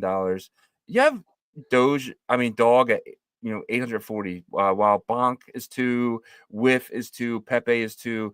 But the volume is massive for something not on an exchange, right? This is barely any exchange. A lot of this comes from Magic Eden, right? So that's a huge difference. And it already beat up Popcat. Popcat's $1 billion, and it doubled what Popcat's doing. And Popcat is on Binance, right? So I definitely want to get into this a little bit and kind of get your opinion on this. I mean, Brett is 1.5. Brett is on Binance and Coinbase, like, and it's on base chain, right? It's so. What do you think? What if Dog gets listed on a tier 1 exchange? Does this jump up to where WIF and Bonk is? I mean, that's a 3x. Yes, I do. I think it does. Because I don't think some like a centralized exchange like Coinbase or Binance will list a rune without going hard with the marketing that it's a Bitcoin meme coin. You know, and I think that like that narrative is really undervalued because it's easy to miss. Like if you think about like newbies, right? Like the people that are going to be onboarded or the new retail class of 2025, right? Imagine them saying, oh, I want to get into a meme coin, and then all of a sudden like a Coinbase list Dog, and their marketing is, you know, the largest Bitcoin meme coin community Dog token or whatever, right? And if I'm someone new that knows a little bit about a little bit, I'm like, oh, was Bitcoin meme coin? So it's related to Bitcoin. I'm going to want that more than if someone else is just talking about another meme coin on Ethereum or Solana. So they will have to kind of work that marketing in, I think, but I think they will, because it would be stupid not to. And then what that would do is thrust, I think, Dog's market cap up. There would be no more suppression. It would be past $1 billion. It would compete with Bonk and WIF easily, I think, and actually could do crazy numbers because now it's being pushed by Coinbase, and if it gets added by Binance, then Robinhood might be like, that's our Doge of this cycle. And Robinhood's looking for that, right? That's why they listed WIF, they listed Bonk, they listed they have Doge and Sheep already listed, right? So they're definitely into that. The Dog stuff, Dog kind of fits right there with it. And then you put Dog, Bitcoin, I mean, that's massive. And with Bitcoin going on this runner that it has, I think they're missing an opportunity. If they did list this token like now, I mean, that could be huge opportunity, knowing that Bitcoin's flying the way it is, and Dog is a coin that is on Bitcoin, and they're not giving their users that opportunity. And being 840 million, this thing's a baby. I mean, this is, to me, this is going to be up there with Pepe. I think this is maybe a little less than Pepe. I think it's the top ones by the end of the cycle are going to be obviously Doge will be 1, Sheep will be 2. You might see something like Pepe and then Mog, because Mog is such a crazy community, and then you might see something like Dog, right? It's sitting there at like 9 billion, 10 billion by the end of the cycle. Yeah, no, I agree, man. Did you see the post about Gate.io strategically suppressing the Dog price? No, I didn't. Yeah, so there was someone else or someone out there in the Bitcoin ecosystem communities being internet sleuth and basically tracking their wallets, and Gates buying like millions of Dog and putting them in separate new wallets, right? And then so they're doing that, but they're also, I think they're like, listing at certain prices, like clumps of them to kind of try to suppress. So this is all speculation based off of what I read, and I could be wrong about that, but that's what I comprehended when I read it, right? So that could also be a reason why what other reason can you think of why we haven't passed $1 billion market cap? It's the only thing that I'm thinking is people are just getting the FOMO on Bitcoin, right? They're trying to get as much bigger. They're afraid of what these bigger news people are saying, and they're coming out and saying there's not enough Bitcoin. You have to get your Bitcoin now. If there's only 21 million, there's only 21 million people in the world who can have a full Bitcoin. And I think that's right now is the reason why runes aren't running, is because, everything we do is delegated in sats, and people are trying to get as much sats as they possibly can for this run right now until they start seeing new money come in. And the new money, they're not going to come in and buy Bitcoin, or they're going to feel like they missed Bitcoin, the retail investors and stuff like that. So once we get more retail investors, once we see the holder count really skyrocket, I mean, it's already up, 100,000, but I think once we see this really skyrocket, then it's gonna be undeniable, and that's when it's gonna get listed on exchanges. And the fact that it's not on exchanges where people can't just buy it easily. Yeah, I mean, I would love to see this get picked up by like Coinbase, and you have to remember, like, that's how Doge was. No one could buy Doge. Like, no one was going to go to like non KYC or these other kind of ways of doing it back then, right? But Coinbase or like Robinhood, when they first listed it, that was the easy way to buy it. And right now there's a difficult way to buy runes. And so this will be the easy way for the public to buy these Bitcoin meme coins. I just think Bitcoin's at like 150 to 200,000, and you have Bitcoin meme coins as like a narrative. Those are going to take off like hotcakes. I agree. I couldn't agree more. Let's jump to the next thing here. sBTC is live on Stacks mainnet. The first step towards decentralized on-chain Bitcoin economy has begun. What do you think about this Stacks Bitcoin? Before I kind of get into this tweet from this guy. I think that this is something that people have been waiting on for a while. You do have to deposit regular Bitcoin to mint the Stacks Bitcoin. But I think you also maybe earn something on it. I have to dig a little bit deeper, but this is like, okay, we're past the Nakamoto upgrade narrative, which didn't really everybody, right? Like if it did, then we would have heard about it and there would have been a ton of users on there. But it was obviously quicker and stuff like that. Now this is the other narrative that people are working on. So we'll see if this, makes a big splash. Then that could also help Stacks. But at the end of the day, you and I have talked about Stacks, the coin, and it already has kind of its destiny of where it's going, right? Because it supports there. But the chain, protocols, you want protocols to build on your chain. You know what I mean? And you need users and you need seamless experiences. Yeah, 100%. And we know because we interviewed Ken from Xverse, and we know they're big Stacks supporters, and they had Stacks as one of their you can just go right to Stacks from their wallet. That they're probably going to make this easy for you, right? So now there's a tweet from this guy. His name is onemanarmy.eth, and he basically says BTC on Stacks brings a functionality to Bitcoin, allowing you to use it in DeFi applications without in intermediates or wrap tokens. sBTC, which is kind of wrapped, so it kind of defeats that purpose. But he said it's backed 1-to-1 by real Bitcoin, maintaining the same security while enabling faster and cheaper transaction. You can easily convert it back to Bitcoin whenever you want. That's a big deal, right? Being able to maybe use your Xverse wallet, you deposit that Bitcoin in the Stacks, get the sBTC, you're able to put it, in smart contracts type of environments where you can do crazy stuff with it. And then whenever you want, use your Xverse wallet to withdraw that back into Bitcoin. Very similar to what Fractal does. I think this is huge. It kind of goes back to what we're talking about core and the there's going to be situations on these dApps that allow you to stake your sBTC, and knowing how easy it is to get from, let's just say, sBTC back into Bitcoin. But Stacks is one of them that actually allows meme trading. You actually have runes on there. You have BRC20s on there. So where you might not need to go back to layer 1 to do your degen trading on there as well. Stacks is going to be, I think it's going to really come alive this cycle, especially with Bitcoin DeFi. Yeah, so that is one of the non-EVM tech stacks of the Bitcoin layer 2s that does do what Merlin does, right? To where they have these synthetic versions of runes or BRC20s on the chain. So I think those, which is kind of cool, they're not the same tech stack, but they belong in the same bucket in terms of that type of activity. So look, Stacks could literally have zero volume for the next 2 years, but that coin's going to go up because of the support that it has.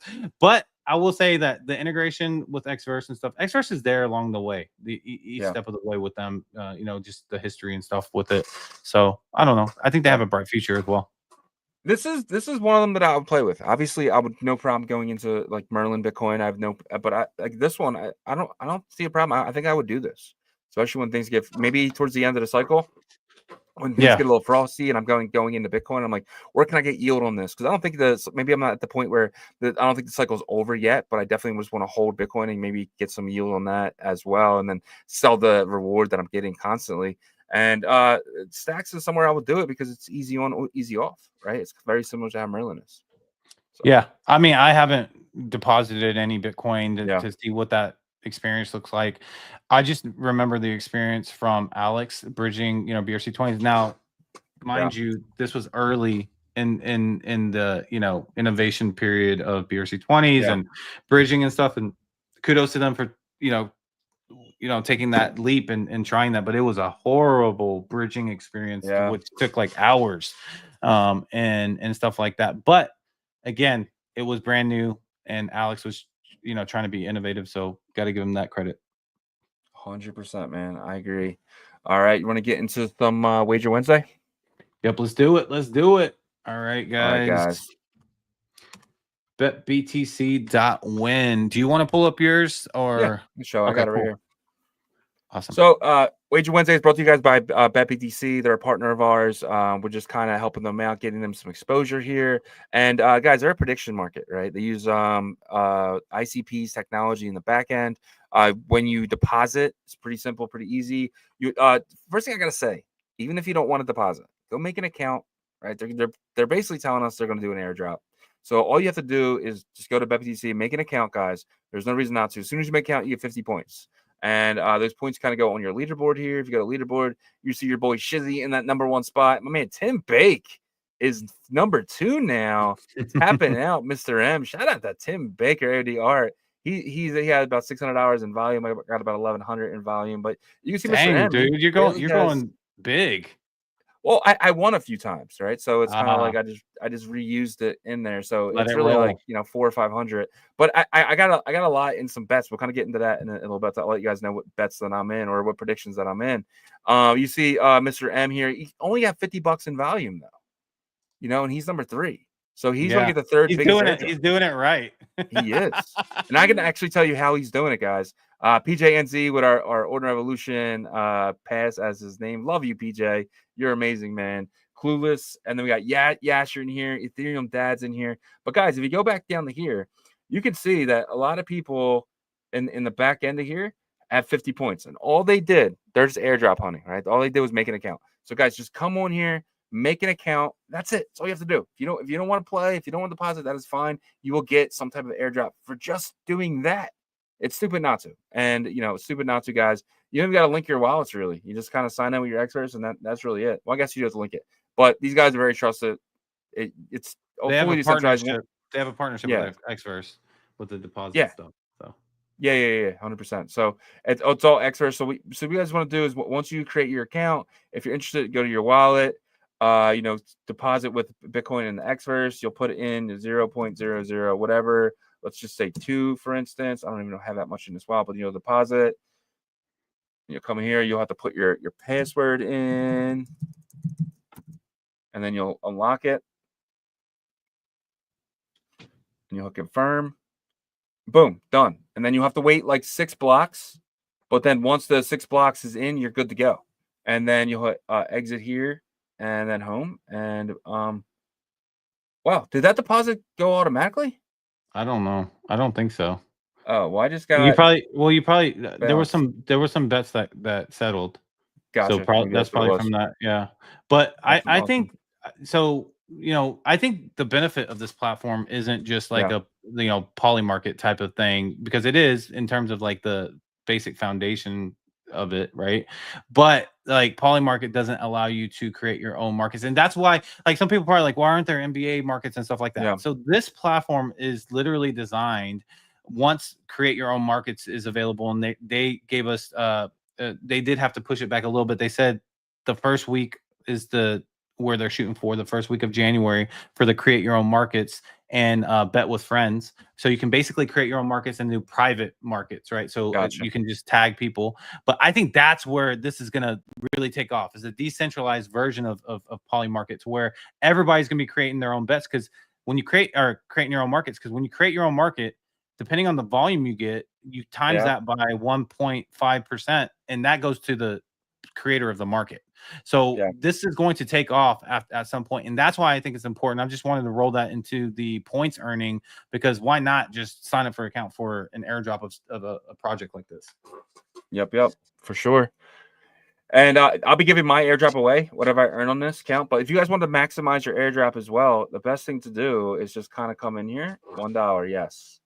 $1, yes. And I'm not sure if they want that type, but it does get you the points. It does get you the points. So if they want to change it, that's up to them. But as right now, I am just maximizing my airdrop here, guys. $1, and then this is why Tim Baker can't beat me, because I do stupid shit like this all day.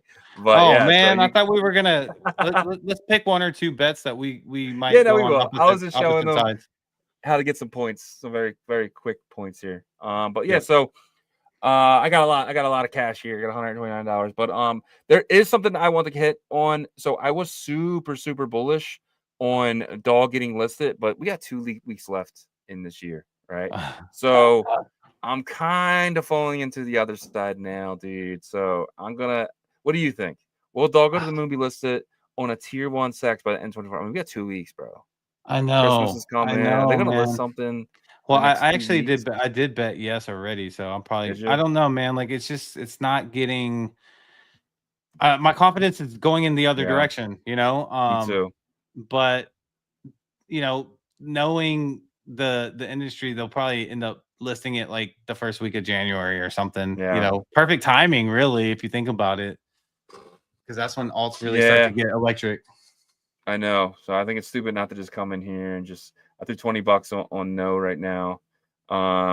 Yeah, we'll see. We'll see. Is there any other bets that you're interested in taking? What about this one? Will OpCat opcode be live on Bitcoin by the end of No, 2024? I think this is easy no. no, right? Yeah, that's a Easy no, no. no, I'll put no. $20 on that as well. I mean, that's just easy money. I don't know how much I'm going to get, depending on how much is in yes, but I will take that bet all day that it will not happen this year. We'll get. Oh, I like this one. Will Gizmo Imaginary Kitten reach a market cap of 100 million by the end of Q1 of 2025? I'm gonna say yes on that, dude. I feel a little froggy, bro. I'm gonna leap here. I'm gonna go do $10 though on this one. Oh, by the end of 2025? No, by Q1 2025. Ooh. End of Q1. Okay, yeah, that's a good bet.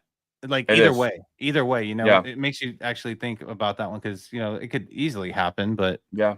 if it falls off, it falls off. So, Yep. Will Microsoft shareholders vote to invest? This is probably where I won the money from because I bet no heavily on this one. So this is probably where I won some money there. Will Bell? Oh, dude, look at this one.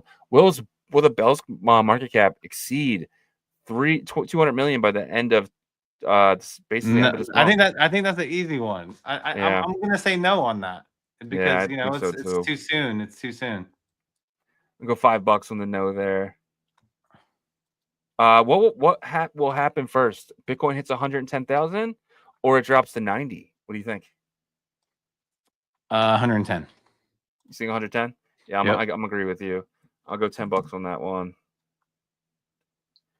What will be Bitcoin's highest price in Q1 of 2025? So this is, I guess, cutoff will be the end of March. What do you think Bitcoin is below 100K or above? This is easy, right? I think it's gonna be by the end of I think it's gonna be above. But I wouldn't be shocked if it was like back to like 105 or 103 or something because there's gonna be a pullback at some point. Yeah. You know, and that's when alts kind of release, right? Yep. But who knows, man? Maybe maybe it looks different because like the big TradFi guys are involved this time, but we'll see. It's gonna be exciting to see though what happens. I agree. Oh, look at this one. Which will reach the milestone of first? Bitcoin to 120 or gold to 3,000? How much is it per ounce now? It's 2,600. Oh, I'm going Bitcoin. I'm going of $10 course, you're gonna go Bitcoin. No, I think the gold market's kind of pulled back a bit, right? Yeah. Darwin, go ahead. Who's that? Darwin what? Darwin Vargas is asking if there's a referral code for BitBTC. Everybody has. I don't have one. Really? I thought it was in the thing. I took it. I think I took it out. Yeah. Oh, okay. Oh, do you have to generate it? Yeah. There it is. Okay. Cool. Let me see if this worked. But definitely get in here, guys. Make an account. You don't have to deposit any money or anything. Just, you know, it's a free airdrop, basically. Which tier one spot exchange will this dog first? Kraken. What do you think? Kraken? Yeah. There's $190 in there. Binance could be, though. Coinbase will be a shocker. Coinbase is low. I might just take Coinbase because I think you'll probably win a crap ton if it's Coinbase here. I mean, it's just so weird how much like love Kraken is given to Dog on their X account. You know what I mean? So it would be weird if they weren't, but maybe I don't know. Yeah, man. I think that's Yeah, I think that's pretty much it with with those. So the sports ones, they probably need to do some NBA ones, or maybe like UFC, because NBA is too frequent. But well, they do have the Super Bowl. Who do you think is going to win the Super Bowl? You got to say the Eagles, right? I mean, they're number one. Dude, Cowboys are coming back. They're going to make the wild card. What do you got? Just win 2 games. No, I'm using Willow, and I'm going to a parallel universe, and I'm going to fire. I'm going to be the GM in that universe, or the owner of the Cowboys, getting Jerry Jones out of there.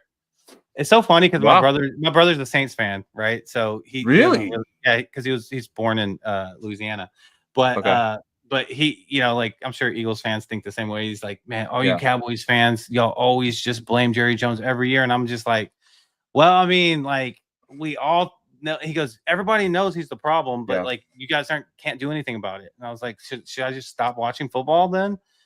But yeah. Sorry, had to do a little Jerry Jones rant there before the year's up. All right, I think that's our show here. I think that's all I got. You got anything else? No, man.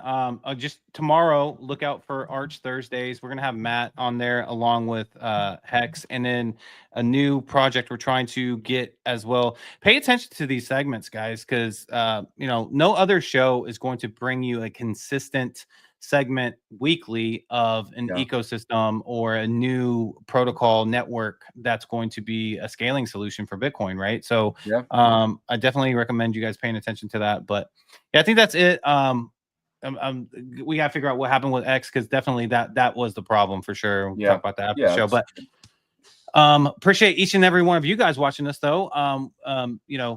We hope that you guys took something from the show today and learned.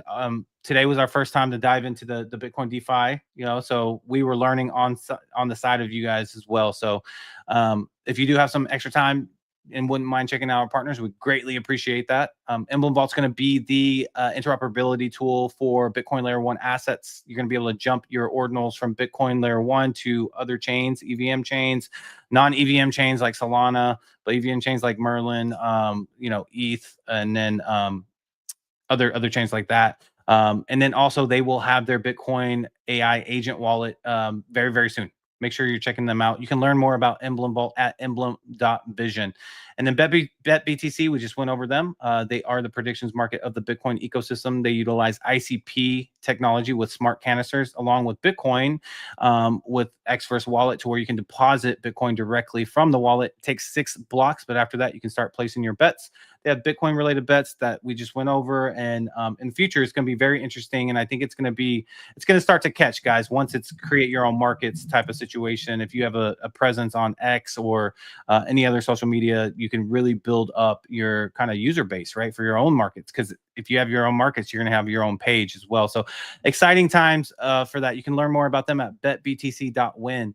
And then BitPerp is the perps and leverage DEX of the Bitcoin ecosystem as well. And they're right now focusing on getting their paper trading competition on Botonics completed. That faucet should be ready soon. We're going to actually meet with them and give you guys an update tomorrow on that. But 10,000 USDT is the prize pool for that, along with 50,000 BTP tokens. Look out for these guys. Their plan is to be able to allow you guys to trade runes in the future. So, you can learn more about these guys at bitperp.io. And then Fluid Tokens, they are smashing milestone after milestone, guys. The first to offer the community retail staking vaults on Bitcoin Layer 1. If you're a founder of an Ordinal collection or a Rune or BRC20, reach out to Raul. He'll get you hooked up with a staking vault for your holders to earn. They're also building the bridge from Cardano to Bitcoin. And another congratulations to Raul and his team for winning that grant, the Catalyst grant from the Cardano Foundation. That's really big.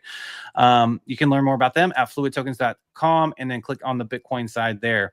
And then Merlin Chain is your #1 scaling solution for Bitcoin native L1 assets and protocols. If you are a dev, a builder in Bitcoin Layer 1, and you want your protocol to be a little bit more flexible, you can do so by building on Merlin Chain.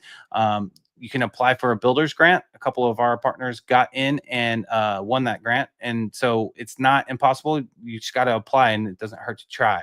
Also, if you are a user, you can trade for Doggo to the Moon or the Bitmap token runes seamlessly using merlinswap.org. Also, our integrated partners, Foxy, they're building the metaverse, Bitverse in Bitcoin Layer 1's ecosystem, as well as first-person shooter game in Clan Wars. And Ordinal Hive is the aggregator Ordinal marketplace. So you're going to find the cheapest Ordinals on Bitcoin Layer 1 and Layer 2 on Merlin chain. We appreciate you guys for checking out our partners. Yep. If you guys wouldn't mind checking out ordinalrevolution.com, we have some of the best articles dating all the way back to last year. If you know someone just entering the space, please send them our website. We really feel like we can help them get started and code up to where we are today. If you guys look for a VPN, we have the best VPN. We have Nord, 70% off coupon, guys. Click the link here. It'll take you to Nord. Do not be traveling the webs without a VPN, guys. You don't want people knowing your IP address, which could eventually lead to your address. You don't want that. I don't want that. Get a VPN. If you guys want some tickets to Bitcoin 2025 Las Vegas, we'll both be there. It's gonna be fun. It's gonna be exciting. But do not wait till next year to get your tickets. Get them as soon as possible because they definitely go up. For example, they were $3,000 for Whale Pass. I want to say last year, and then right around the time of Bitcoin Nashville, they were $30,000 for Whale Pass. Do not wait. You don't have to get a Whale Pass. You can get them cheaper. There's like 12. I think it's like $600 or something like that for the festival pass. But definitely check out your tickets here, guys. It's gonna be fun. It's gonna be exciting. Don't miss it. If you guys need some merch, we have the merch here at our store, so check everything out. We have hoodies, hats, school bags, t-shirts. Hoodies are my personal favorite. They're nice. They're actually nice quality hoodies. But we have Seiko the Hamster. We have Bitmaps. We have Chancellor on the brink of second bailout for banks. We are all Satoshi Nakamoto. We have Memento Amore, Gizmo. I actually might get a Gizmo hoodie. Puka, $1 Billion Cat, so much more. I have a 401b, so much more here, guys. Check out all of our merch at ordinalrevolution.com. We really appreciate you guys, and we are live Monday to Friday, 11 a.m. Eastern, 10 a.m. Central, and 8 a.m. Pacific, 4 p.m. UTC as well. We will be here every single day until tomorrow, guys. Peace.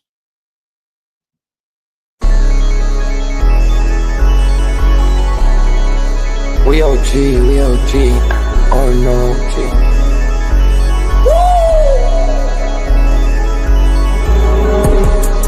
You're not bullish enough, yeah. Oh no, you're not bullish enough.